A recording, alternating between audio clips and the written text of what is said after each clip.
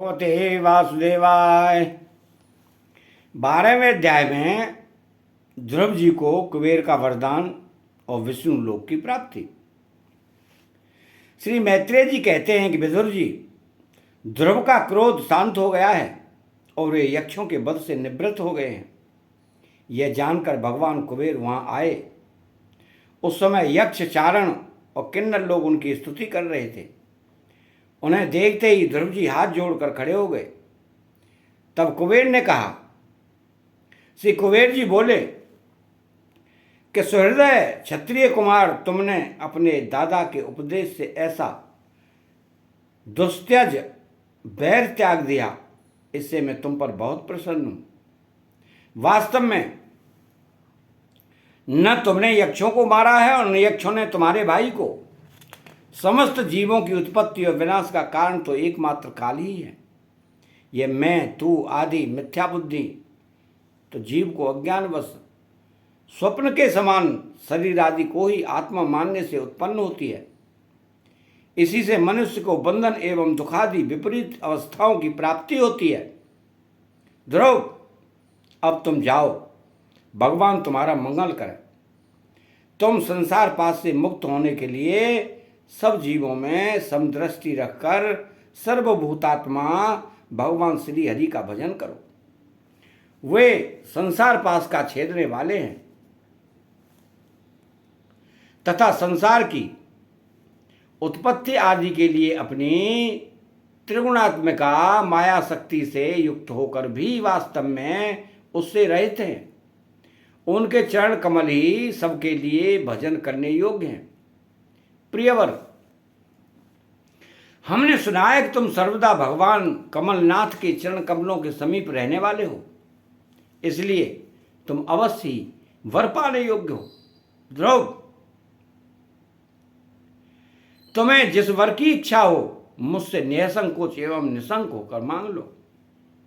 श्री मैत्रेय जी कहते हैं कि विदुर जी, यक्षराज कुबेर ने जब इस प्रकार वर मांगने के लिए आग्रह किया तब महाभागवत महामती ध्रुव जी ने उनसे यही मांगा कि मुझे श्री हरि की अखंड स्मृति बनी रहे। जैसे मनुष्य सहज ही दुस्तर संसार सागर को पार कर जाता है। इडविडा के पुत्र कुबेर जी ने बड़े प्रसन्न मन से उन्हें भगवत स्मृति प्रदान की। फिर उनके देखते ही देखते वे अंतर्ध्यान हो गए। इसके पश्चात ध्रुव जी भी अपनी राजधानी को लौट आए। वहां रहते हुए उन्होंने बड़ी बड़ी दक्षिणा वाले यज्ञों से भगवान यज्ञ पुरुष की आराधना की। भगवान ही द्रव्य, क्रिया, देवता संबंधी समस्त कर्म और उनके फल हैं तथा वे ही कर्म फल के दाता भी हैं। सर्वोपाधि शून्य सर्वात्मा श्री अच्युत में प्रबल वेग युक्त भक्ति भाव रखते हुए ध्रुव जी अपने में और समस्त प्राणियों में सर्वव्यापक श्री हरि को ही विराजमान देखने लगे। ध्रुव जी बड़े ही शील संपन्न ब्राह्मण भक्त, दीन वत्सल, धर्म मर्यादा के रक्षक थे। उनकी प्रजा उन्हें साक्षात पिता के समान मानती थी। इस प्रकार तरह तरह के ऐश्वर्य भोग से, पुण्य का और भोगों के त्याग पूर्वक यज्ञादि कर्मों के अनुष्ठान से पाप का क्षय करते हुए उन्होंने 36,000 वर्ष तक पृथ्वी का शासन किया। जितेंद्रिय महात्मा ध्रुव ने इसी तरह अर्थ, धर्म और काम के संपादन में बहुत से वर्ष बिताकर अपने पुत्र उत्कल को राज सिंहासन सौंप दिया। इस संपूर्ण दृश्य प्रपंच को अविद्या रहित स्वप्न और गंधर्व नगर के समान माया से अपने में ही कल्पित मानकर और यह समझकर कि शरीर, स्त्री, पुत्र, मित्र, सेना, भरा पूरा खजाना, जनाने महल, सुरम्य विहार भूमि और समुद्र पर्यंत भूमंडल का राज्य, ये सभी काल के गाल में पड़े हुए हैं। वे बद्रिकाश्रम को चले गए। वहां उन्होंने पवित्र जल में स्नान कर इंद्रियों को विशुद्ध शांत किया। फिर स्थिर आसन से बैठकर प्राणायाम द्वारा वायु को वश में किया। तदनंतर मन के द्वारा इंद्रियों को बाह्य विषयों से हटाकर मन को भगवान के स्थूल विराट स्वरूप में स्थिर कर दिया। इसी विराट रूप का चिंतन करते करते हुए अंत में ध्याता और ध्येय के भेद से शून्य निर्विकल्प समाधि में लीन हो गए और उस अवस्था में विराट रूप का भी परित्याग कर दिया। इस प्रकार भगवान श्री हरि के प्रति निरंतर भक्ति भाव का प्रवाह चलते रहने से उनके नेत्रों में बार बार आनंदाश्रुओं की बाढ़ सी आ जाती थी। इससे उनका हृदय द्रवीभूत हो गया और शरीर में रोमांच होया। फिर देहाभिमान गलित हो जाने से उन्हें मैं ध्रुव हूं इसकी स्मृति भी न रही।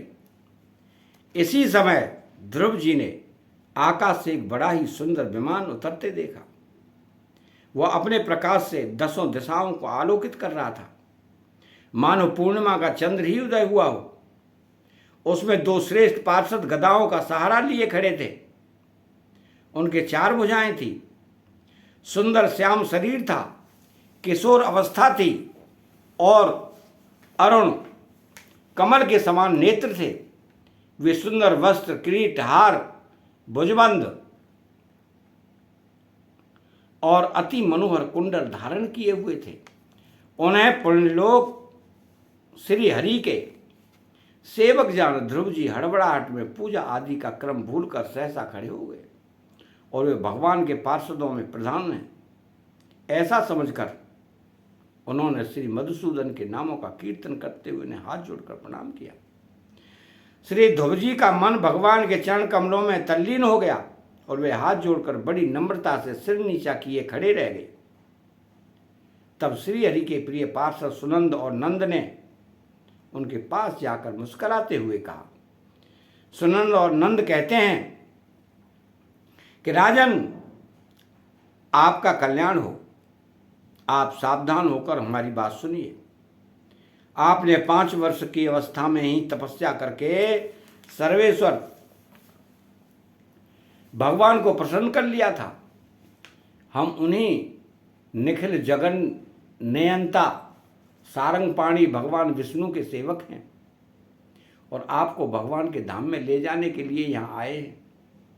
आपने अपनी भक्ति के प्रभाव से विष्णु लोक का अधिकार प्राप्त किया है, जो औरों के लिए बड़ा दुर्लभ है। परम ज्ञानी सप्त ऋषि भी वहां तक नहीं पहुंच सके। वे नीचे से केवल उन्हें देखते रहते हैं। सूर्य और चंद्रमा आदि ग्रह, नक्षत्र एवं तारागण भी उसकी प्रदक्षिणा किया करते हैं। चलिए, आप उसी विष्णु धाम में निवास कीजिए। प्रियवर, आज तक आपके पूर्वज तथा और कोई भी उस पद पर कभी नहीं पहुंच सके। भगवान विष्णु का वो परम धाम सारे संसार का वंदनीय है। आप वहां चलकर पुण्य श्लोक शिखामणि श्री हरि ने आपके लिए ही भेजा है। आप इस पर चढ़ने योग्य हैं। श्री मैत्रेय जी कहते हैं कि भगवान के प्रमुखों पार्षदों ने ये अमृत वचन सुनकर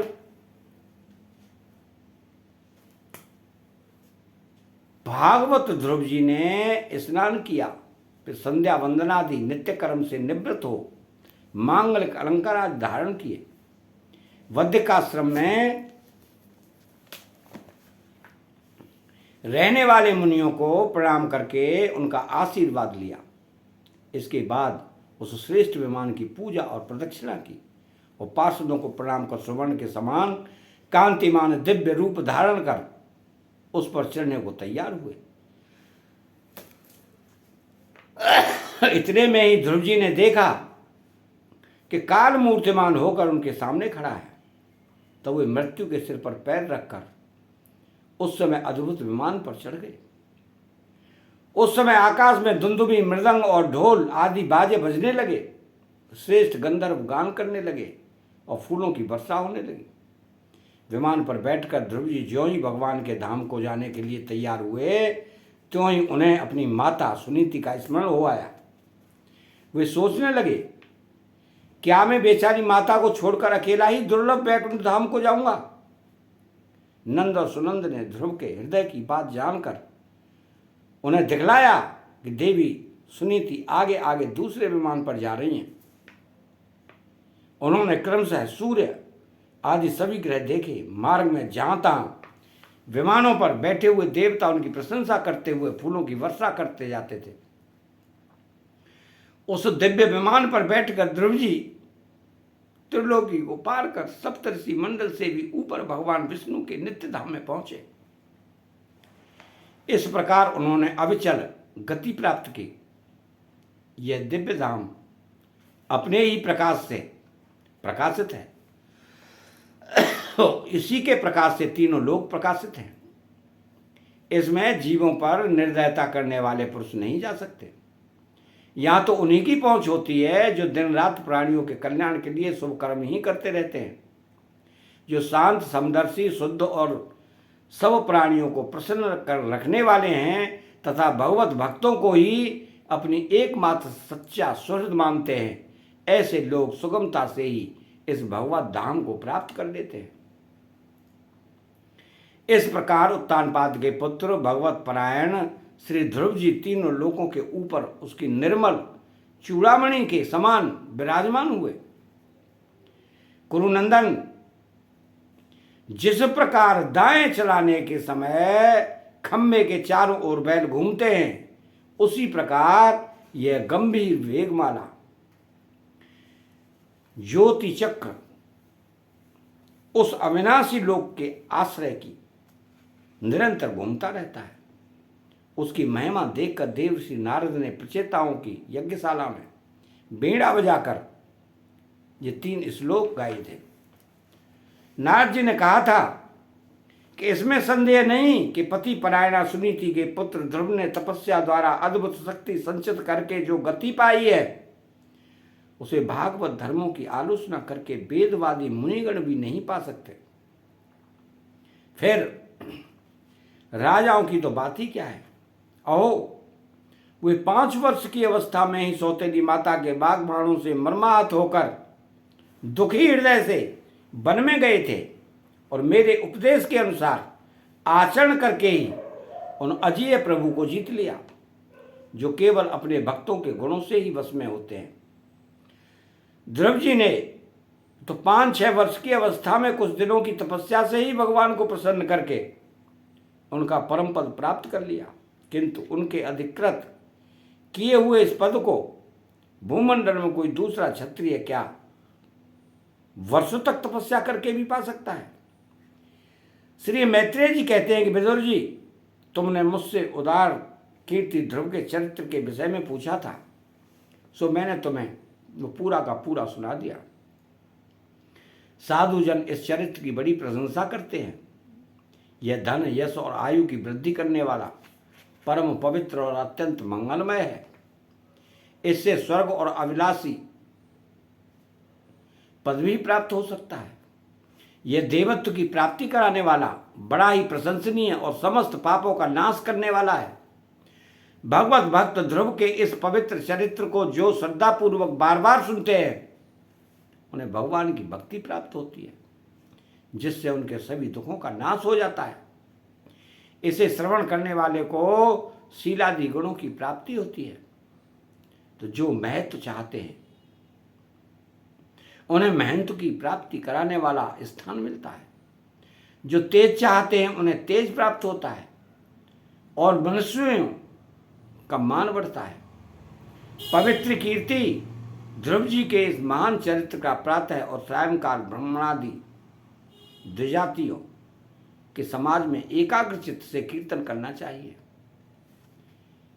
भगवान के परम पवित्र चरणों की शरण में रहने वाला जो पुरुष उसे निष्काम भाव से पूर्णिमा, अमावस्या, द्वादशी, श्रवण नक्षत्र, तिथि क्षय, व्यतिपात, संक्रांति अथवा रविवार के दिन श्रद्धालु पुरुषों को सुनाता है, वह स्वयं अपने आत्मा में ही संतुष्ट रहने वाला लगता है और सिद्ध हो जाता है। यह साक्षात भगवत विषय अमृतमय ज्ञान है। जो लोग भगवत मार्ग के मर्म से अनभिज्ञ हैं, उन्हें जो कोई इन्हें प्रदान करता है, उस दीन वत्सल कृपालु पुरुष पर देवता अनुग्रह करते हैं ध्रुव जी के कर्म सर्वत्र प्रसिद्ध और परम पवित्र हैं। वे अपनी बाल्यावस्था में ही माता के घर और खिलौनों का मोह छोड़कर श्री विष्णु भगवान की शरण में चले गए थे। कुरुनंदन, उनका यह पवित्र चरित्र मैंने तुम्हें सुना दिया। अतः यह 12वां अध्याय समाप्त होता है। चैनल को सब्सक्राइब करें, बेल आइकन घंटी को दबाएं और कमेंट बॉक्स में श्री राधे कृष्ण के जय श्री राधे कृष्ण।